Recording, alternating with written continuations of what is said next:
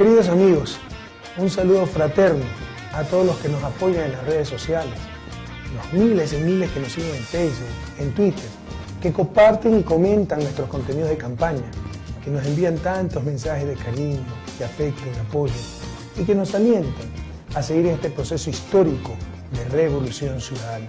Un saludo muy especial a las ciudadanas y ciudadanos que nos siguen desde fuera del territorio ecuatoriano, a nuestros hermanos migrantes, a los que nos saludan desde cada lugar de la patria grande, a las redes de apoyo que nos ayudan a difundir el mensaje, porque desde el internet y las redes sociales tú también puedes ayudar en la campaña, compartir cada foto, cada video, tu comentario de aliento es hacer desde donde estés parte de esta revolución, que no la para nada ni nadie, porque somos la inmensa mayoría.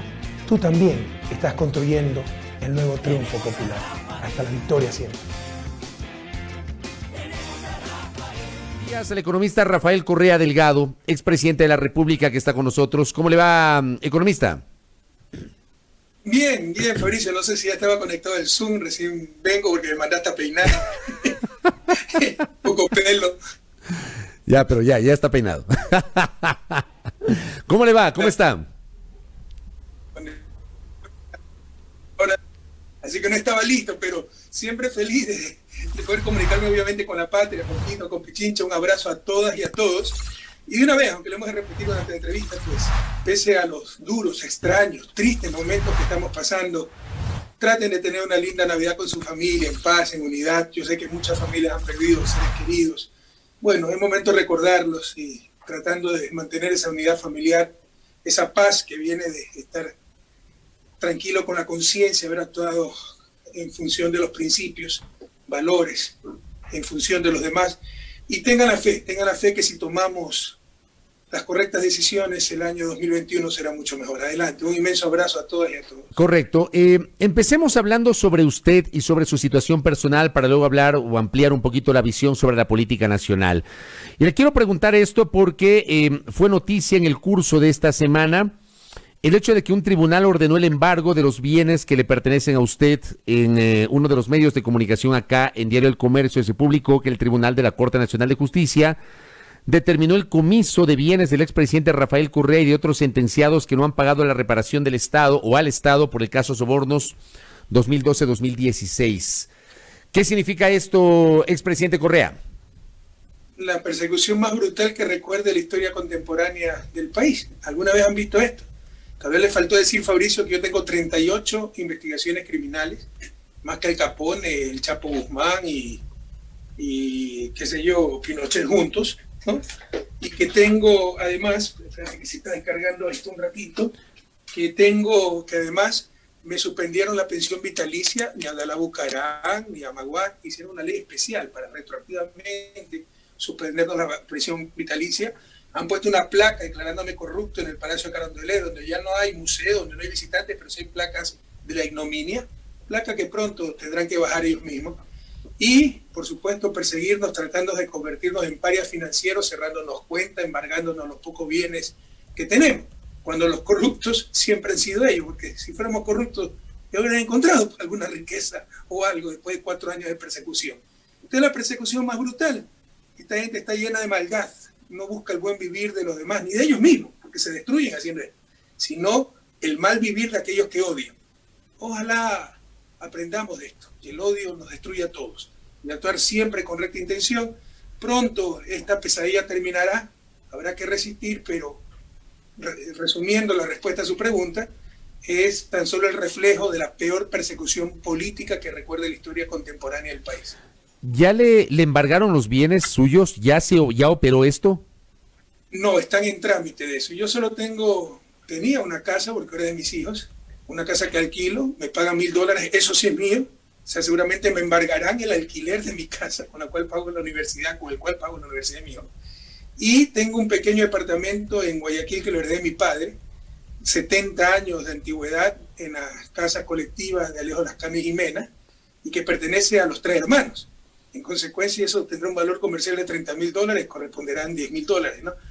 Pero es ganas de, como le digo, de destruir, de humillar, de avasallar, Por ejemplo, esa placa en el Palacio de Carondelet. Esas son sanciones de la Edad Media, ¿no? Cuando se ponía ahí para a los delincuentes, a los criminales peligrosos, se los ponía en la plaza para que todo el mundo lo reconociera. O sea, ¿qué se gana como sociedad?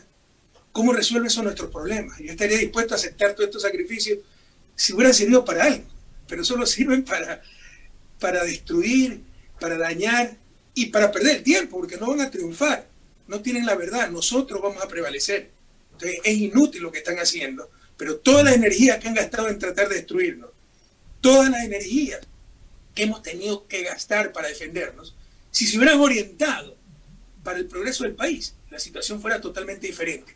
Ojalá aprendamos de estas duras y feas experiencias. El tema es que hay una sentencia penal condenatoria ejecutorial en su contra. Dentro de esa sentencia se establece el embargo de sus bienes, se estableció este tema de la placa, que yo también lo discuto, y se estableció el pago de una reparación integral al Estado. Sobre este tema de la reparación, sobre este pago de la reparación, yo le pregunto a usted, ¿sus abogados han hablado con sus abogados sobre ese pago de la reparación al Estado como consta en la sentencia penal condenatoria en su contra? No, se apelaba, por ejemplo, lo de la pensión vitalicia, ¿no? Y se sigue apelando, pero en la situación actual no hay ninguna esperanza.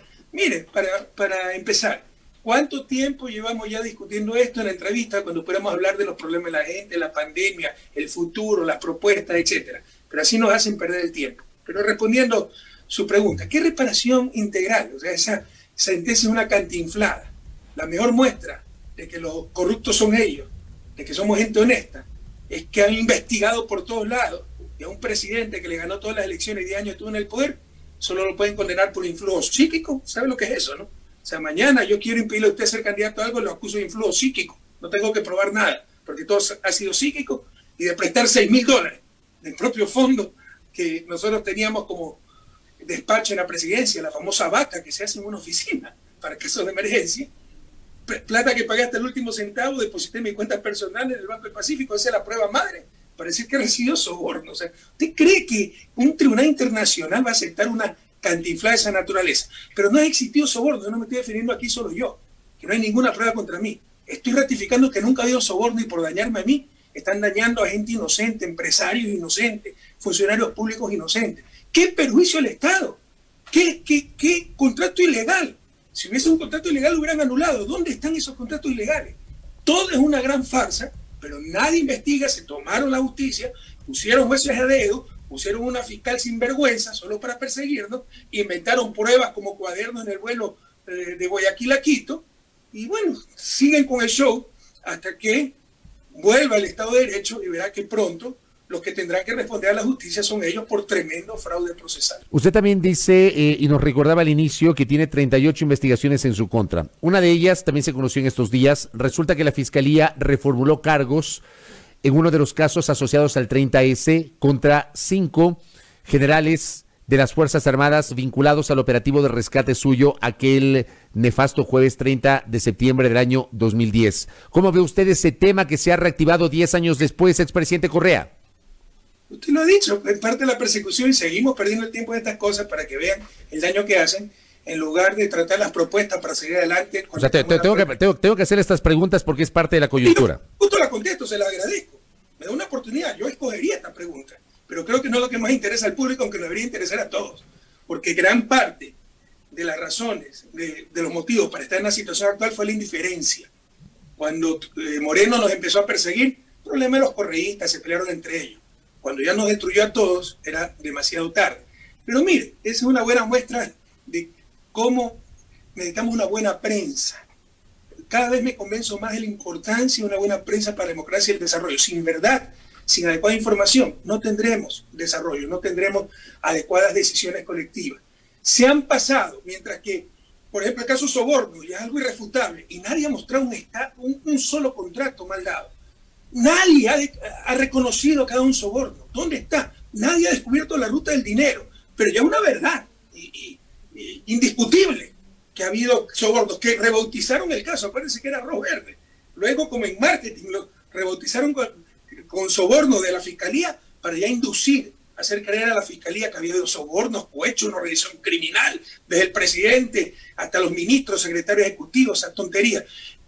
Mientras eso, ¿no?, por todos los medios, sin buscar pruebas, sin buscar la verdad, lo tratan de imponer como verdad, 10 años después tratan de imponer el 30 de septiembre como mentira. Es decir, mentira fueron los muertos, mentira fueron los balazos, mentira fue la violencia que se grabó en directo, la brutal agresión de policías amotinados contra ciudadanos desarmados, contra ciudadanos inocentes. No, todo fue mentira. Y poco menos que hace un intento de suicidio mío el 30S. No podrán mantener esa mentira en el tiempo, pero la osadía, el odio, los hace ser fanáticos. Entonces resucitaron el caso 30S, anularon un caso que ya estaba juzgado, donde decían, bueno, aquí no hay nada, se rescató al presidente, respetando todos los protocolos, estaba retenido por policías insubordinados, y de las propias balas de los policías insubordinados, las fuerzas de rescate tuvieron bajas, y estaba eso juzgado. Cambia el gobierno para perseguirnos, anulan el caso y empiezan de cero, involucrando primero a 5 altos oficiales, muchos de los cuales se portaron muy mal conmigo. Pero tengo que decir que ese día actuaron muy profesionalmente. Las primeras fuerzas incluso fueron desarmadas, las recibieron a balas. ¿Qué esperan? Que no defiendan el orden constituido, no defiendan sus propias vidas. Y luego ahora esa fiscal audaz, creo que se llama Claudia Romero, me parece, para involucrarme a mí, porque ese es el objetivo, quiere cambiar el tipo penal a ejecución extrajudicial. O sea, como que si a Froilán Jiménez, que la gente ve en vivo cómo cae, fruto del fuego cruzado. A Darwin Panchi, que lo acribillan cuando lo encuentran porque estaba haciendo inteligencia, estaba en civil. Darwin Panchi, las fuerzas amotinadas lo encuentran, lo acribillan. Jacinto Cortés, soldado de las fuerzas especiales de Santo Domingo, era él, hablamos con su familia siempre, que trató de rescatarnos, murió por el fuego de los amotinados. Resulta que han sido ejecuciones extrajudiciales. ¿Y saben para qué hacen eso?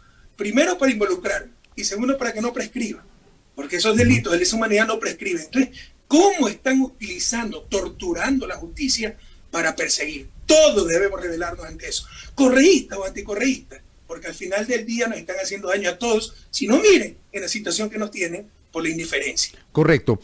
Pasemos a hablar de la política.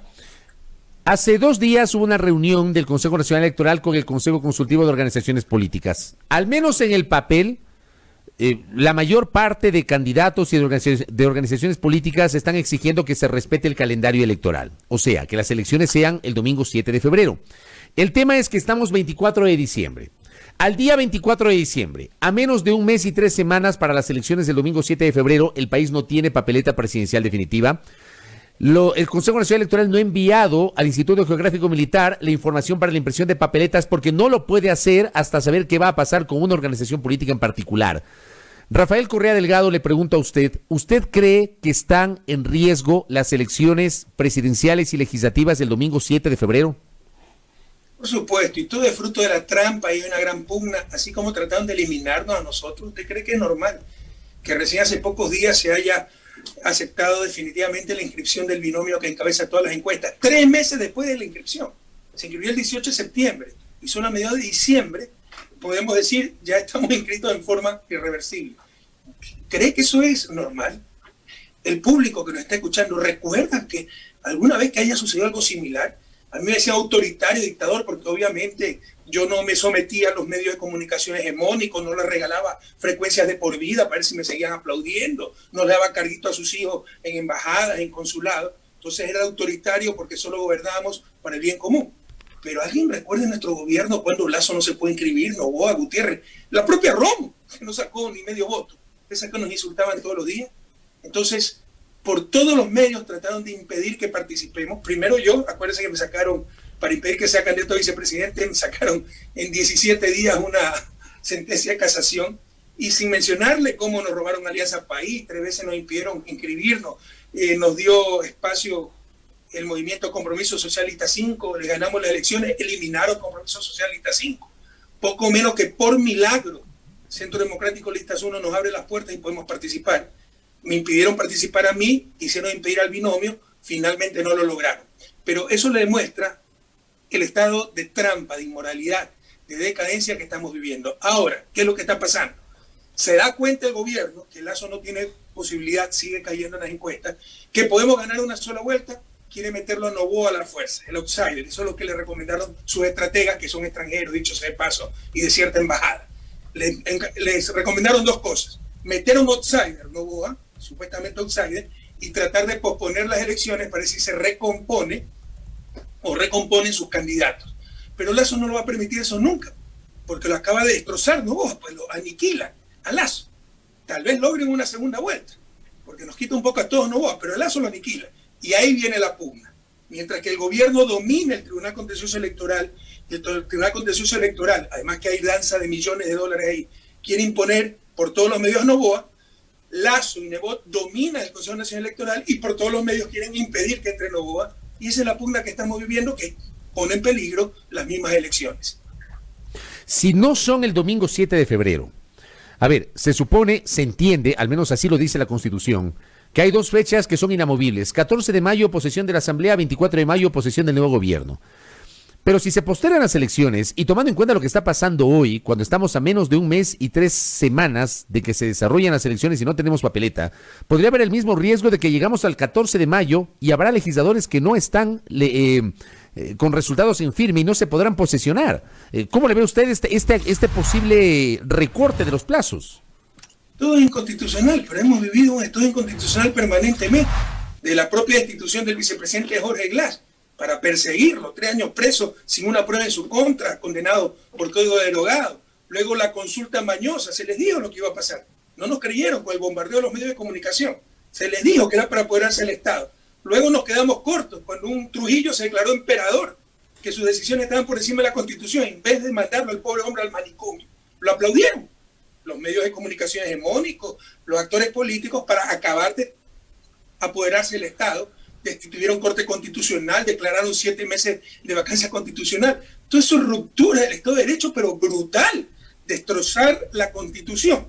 Entonces esto ya sería tan solo una raya más al tigre, porque es absolutamente inconstitucional, y una vez convocadas las elecciones, no se puede cambiar la fecha de las elecciones a riesgo de anularlas completamente. Pero, como te digo, sería una raya más al tigre, porque hemos vivido en un estado permanente de inconstitucionalidad, de trampa, de destrucción del Estado de Derecho. ¿Cómo cierra el año el Ecuador económico, en lo económico, expresidente Rafael Correa Delgado? Hablemos sobre el estado de cosas que al momento enfrenta Ecuador respecto de la situación económica del país. ¿Cómo cerramos este 2020? Son cosas que interesan más a la gente, ¿no? Y de mí siempre esperen optimismo. En estas épocas de pandemia tan duras, tan extrañas, tan tristes, tan dolorosas. Ojalá, yo creo que soy un optimista enfermizo, ¿no? Siempre creo que hay salidas, siempre creo que las cosas son pruebas que nos pone Dios, la vida, para ser mejores. Ojalá esa enfermedad sí sea contagiosa, el optimismo, que no significa ser irrealista, significa que hay esperanza, que hay un mañana. Entonces, siempre va a haber luz al final del túnel. El Ecuador ha superado en su historia duras pruebas, pero nunca esperen de mí mentiras. Siempre optimismo, pero con los pies bien puestos sobre la tierra. Y estamos ante la peor crisis de la historia del país. Para ponerlo en perspectiva, aquí nos escucha mucha gente, Majestad tiene mucha audiencia en zonas urbanas, ¿no? Hay mucha gente de mi edad o mayor a 40 años. Ellos se acuerdan muy bien de la crisis del 99, de lo dolorosa que fue, cuando quebraron 16 bancos e instituciones financieras. Millones de ecuatorianos salieron por todos los medios de esa tragedia llamada migración. Nos confiscaron nuestros depósitos, la mayor confiscación de bienes privados de la historia. Bueno, en esa terrible crisis decrecimos 5.4%. Ahora se calcula que vamos a crecer del 9 al 11%. De acuerdo al Banco Central, el 9%. De acuerdo al Fondo Monetario, 11%. Es decir, el doble de lo que decrecimos en el 99. Esa es la magnitud de la crisis, Fabricio. Por favor, démonos cuenta de lo que estamos enfrentando. Es gravísimo. Por eso no podemos caer en aventureros que proponen exportar barriles de agua o cómplices del peor gobierno de la historia. Tenemos que volver a esas políticas que tanta prosperidad nos dieron de 2007 al 2017, y obviamente no habíamos superado todos los problemas, pero avanzamos día a día y se pudo enfrentar problemas gravísimos como el terremoto del 2016. La situación del país es extremadamente grave, y si queremos superar lo más rápidamente posible, con el menor costo posible, esta crisis, hay que votar por esa gente que sabe lo que va a hacer y en función del bien común, expertos en economía, que van a inyectar recursos a las familias, que es la manera de reactivar una economía como lo propone Naciones Unidas, y agarrarse la silla, el propio Fondo Monetario. Pero una cosa es lo que dice y otra cosa es lo que impone. Correcto. Y hablando de economía, ayer el gobierno confirmó que el Fondo Monetario ya depositó los $2,000 millones, los otros $2,000 millones del crédito de $6,500 millones comprometido con el Ecuador en el último acuerdo suscrito entre el gobierno de Lenín Moreno y el Fondo Monetario Internacional. El gobierno habla de que este es el reflejo de la confianza que el Ecuador ahora ha generado, de la confianza en los organismos internacionales, porque además de los 2,000 millones del fondo, hay recursos que ingresaron en el curso de este mes provenientes, por ejemplo, del Banco Mundial y del Banco de Mercado de Desarrollo. Es algo así como, entre todos, suman algo así como casi $3,000 millones, y que eso va a servir de alguna manera para cubrir algunas de las urgencias que tiene el fisco en este momento. ¿Cómo ve usted este panorama de nuevos créditos que terminan siendo dinero fresco, pero al final del día van a ser deudas que habrá que pagar? Este gobierno siempre hay que creerle al revés de lo que dice, ¿no? Porque es un mentiroso patológico. No el gobierno que es una persona jurídica, sino sus personeros, empezando por Moreno. Porque precisamente por la falta de confianza es que no viene inversión privada, no hay préstamos bilaterales, sino que tienen que recurrir a los multilaterales, que están precisamente para eso, para ayudar en época de dificultades, pero también dependiendo del gobierno, de su personalidad, de su solvencia, su visión soberana, es que nos imponen o no las condiciones. Y el acuerdo con el Fondo Monetario es vergonzoso, y una de las cosas más indignantes es que han aprovechado esta tragedia para imponernos el programa del fondo y sus propias aspiraciones. Por ejemplo, flexibilización laboral, de la que siempre hablaron, liberalización de precios de los combustibles para privatizar la comercialización de los combustibles, privatizar hasta las camisas del pueblo ecuatoriano, ¿no? Han aprovechado esta pandemia, esta crisis, para imponernos el neoliberalismo que siempre impulsaron y el acuerdo con el Fondo Monetario. Dicho esto, se va a necesitar apoyo internacional, pero mientras no se tomen medidas va a servir de muy poco. El país va a quedar endeudado, la economía quebrada y la plata fuera, como ya sucedió con Argentina. Aprendamos de la historia. Revisen el caso argentino. El mayor financiamiento de la historia del Fondo Monetario Internacional, $60,000 millones Mauricio Macri. Argentina va a decrecer 10% este año. ¿Por qué? Porque por otro lado sacaron $70,000 millones, la argolla de Mauricio Macri. Lo mismo está pasando en Ecuador. Revisen las cifras. Nos han engañado demasiado. Esta radio tiene una audiencia que ha tenido acceso a la educación, clase media, media alta urbana, de Quito, de grandes centros urbanos del país, de importantes ciudades. ¿Cómo nos dejamos engañar tanto tiempo? Tantas tonterías que se repiten sin ningún fundamento. Por ejemplo, el sobreendeudamiento. Aquí tengo las cifras oficiales, cualquiera las puede revisar. Deuda externa, que es lo más importante, pero podemos hablar de la deuda total, pero lo más importante es deuda externa. 2006 teníamos 21.8% de deuda externa, 2016 fue 25.7%, 25.7%. Por si acaso, con deuda interna, también están aquí las cifras, en el Banco Central, en el Ministerio de Finanzas, fue 38%. Pues lo importante es la deuda externa, porque es la plata que sale del país. La deuda interna, la que yo le pago al IES, es hasta un negocio. Le pago los intereses al IES y esa plata sirve para pagar pensiones jubilares. Ese ingreso por pensiones jubilares sirve para comprar en la tienda, el tendero paga el alquiler, con eso el dueño de la casa que recibe el alquiler va al restaurante, el dueño del restaurante con eso paga a los meseros y así se reactiva la economía. El problema es la plata que sale fuera del país, la deuda externa. Pasó de 21.8% a en 10 años a 25.7%. Nunca hubo tal sobreendeudamiento, como nos han engañado todo este tiempo. Bastaba ver la estadística. Ahora sí tenemos sobreendeudamiento. En 3 años esto va a crecer a casi el 52%. Están duplicando el coeficiente deuda externa PIB en 3 años y medio, 4 años. Pero ¿cuál es la diferencia? Hablemos en cifras absolutas. En 2006 la deuda era $10.215 millones, deuda externa. 2016, 25.676 millones de dólares. 15.000 millones aumentamos deuda externa en 10 años. Pero hicimos 100.000 millones.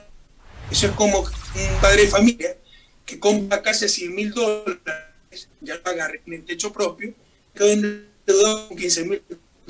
Tremenda rentabilidad. Tremenda. buenas del medio, esa deuda está subiendo, como le decía, de 25.679 millones a 20.000 millones. El Fondo Monetario se han adquirido, incrementado la deuda en este gobierno. Pero, ¿qué es lo que está pasando? Y ahí le respondo lo del Fondo Monetario, los 2.000 millones, bienvenido a ese financiamiento. Si queda para reactivar la economía, pero no están parando la fuga de capitales, todo está sirviendo para que salga, porque si no se traduciría en inversión pública, obra pública, pago a tiempo a los maestros. Pero por un lado, es como si nos ponen se cierra la herida, sigue saliendo la sangre. Al cuerpo va a desfallecer y se queda con la deuda de las pintas de sangre y de todos modos colapsó el ejemplo del cuerpo humano. ¿Qué pasa con la economía? Si por un lado nos inyectan por aún de deuda y por otro lado nos cerramos en una inmensa fuga de capitales, al final no colapsa la economía, colapsa la dolarización y además nos quedamos endeudados. Hay que parar la fuga de capitales, los dólares, y tenemos que buscar financiamiento interno, optimizar lo que tenemos. Por ejemplo, prohibieron el financiamiento del Banco Central del gobierno. ¿Por qué? Todos aplaudieron para estar contra Correa. ¿Por qué? ¿Cuál es el fundamento técnico de esa tontería? Ninguno. Es solo fundamentalismo, fanatismo ideológico. Ahora el Banco Central, la plata del propio Estado, porque los depósitos del Banco Central, 80% es plata del propio Estado, están financiando a Miami en lugar de financiar al Ecuador. Y algunos aplaudieron esa torpeza. Primero, hay que utilizar bien nuestros propios recursos, pero habrá que recurrir a financiamiento multilateral en condiciones soberanas, pero que la plata quede en el país y que no sirva para la fuga de capitales. Correcto. Me quedan un par de minutos. Le pido un par de respuestas cortas sobre declaraciones y propuestas que ha hecho Andrés Arauz. Pregunta para un seminario. Sí, de acuerdo, pero ya tendremos oportunidad de seguir abordando. A ver, lo primero, Andrés Arauz ha dicho dentro de sus propuestas entregar $1,000 a familias ecuatorianas en su primera semana de gobierno. Por esta propuesta, Andrés Arauz ha recibido críticas de varios sectores que consideran que es demagógica esta propuesta. Yo le pregunto a usted, ¿es posible entregar $1,000 a familias ecuatorianas en la primera semana de gobierno? ¿Críticas de quién? Pues de los que se aplauden el salvataje bancario y la securitización. Porque sepan ustedes que $1.000 millones en la economía que tiene más de 100.000 millones es menos del 1% del PIB. En el 83, Osvaldo Hurtado secretizó la deuda externa de los empresarios, no de los pobres, para que la pague el Estado. Eso nos costó $1.300 millones, pero de una economía de $20.000 millones. Saque cuenta cuánto era eso. No, eso era 7%, casi más del 6% del PIB.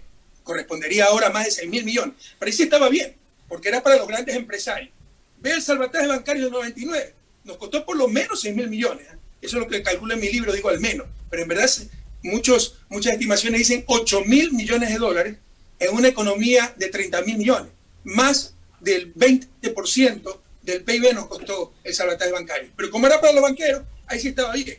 Ahora que se quiere destinar menos del 1% para reactivar la economía, dándole a las familias más pobres capacidad de ingreso, ahí sí está mal. Por supuesto que es perfectamente factible, deseable, y yo le diría imperativo. Y es lo que está recomendando Naciones Unidas, Fondo Monetario, diferentes modalidades. Se llaman transferencias directas. Diferentes modalidades, la puede hacer mensual, $1.000 en un año o $1.000 de golpe, que es menos del 1% del PIB, perfectamente factible para reactivar la economía y ayudar a los más pobres. Pero como eran los más pobres, ahí sí está mal. Si fuera salvataje bancario, si fuera securitización, ahí sí está bien. No, señores, basta de esos engaños. Ahora no va a haber salvataje bancario, va a haber salvataje para ti, para tu familia, con el gobierno de Andrés Arauz y Carlos Rabascal. Y lo último, igualmente una respuesta muy corta, tenga la gentileza. Le han acusado a Andrés Arauz de poner en riesgo con su discurso y con sus propuestas la dolarización de la economía. ¿Usted qué responde frente a eso? Y nosotros no vamos a vender nuestra conciencia, pues. No por el aplauso de cierta prensa vamos a decir que la dolarización fue un acierto técnico, sino porque el resto de América Latina no dolarizó. Es que los economistas peruanos, argentinos, chilenos, bolivianos, brasileños, Brasil es la economía más grande del mundo, mexicanos, son unos estúpidos, no se les ha ocurrido dolarizar. es porque para algo sirva moneda nacional. Ya la perdimos, irreversible, pero no vamos a vender nuestra conciencia. Y no es el discurso de Andrés Arauz lo que pone en riesgo la dolarización, son las políticas nefastas de este gobierno y la campaña sucia de los desesperados que saben que van a perder el 7 de febrero. Pero es una buena noticia, porque esa campaña sucia la hicieron contra mí en el 2006, en el 2009, en el 2013 y siempre los derroté. La hicieron contra Lenín Moreno en el 2017 y también los derrotamos. Otra cosa es que no haya traicionado. La están haciendo nuevamente, signo de desesperación, y los vamos a vencer nuevamente. Correcto. Economista, gracias por el tiempo y por la gentileza, por habernos atendido y obviamente que tenga una feliz Navidad, muy gentil. No, a ustedes, nuevamente aprovecho para reiterar mis deseos de una universidad, de una Navidad en paz, con la familia, pese al dolor, pese a las dificultades, que pasen unidad familiar y que tengan la fe, que el 2021 será mucho mejor si tomamos las adecuadas decisiones. Muchas gracias por esta entrevista, Fabricio. Un abrazo a Quito, a Pichincha y a la patria entera. A usted, muy amable. Rafael Correa Delgado, aquí en A Primera Hora por Majestad Radio y Majestad Televisión, 7:38.